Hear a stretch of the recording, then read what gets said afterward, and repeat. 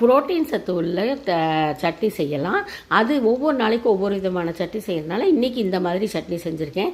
இதுக்கு நல்லெண்ணெய் 3 ஸ்பூன் ஊற்றி 3 ஸ்பூன் கடலைப்பருப்பு போட்டு நல்லா பொரிச்சிக்கோங்க. 2 மிளகா போட்டிருக்கேன். 2 மிளகா, எங்களோட மிளகா ரொம்ப காரங்கனால 2 மிளகா போட்டிருக்கேன்.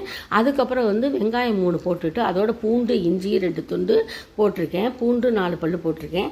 எல்லாத்தையும் ஒன்றா வெங்காயமும் அதோட சேர்த்து போட்டுட்டு வதக்கிக்கோங்க. வதக்கிட்டு அதுக்கப்புறம் கருவேப்பிலை கொஞ்சோண்டு போட்டுக்கோங்க. அப்புறம் 2 நல்ல பழுத்த தக்காளி போட்டுட்டு ஒவ்வொன்று போட்டவுடனே நல்லா வதக்கிக்கோங்க.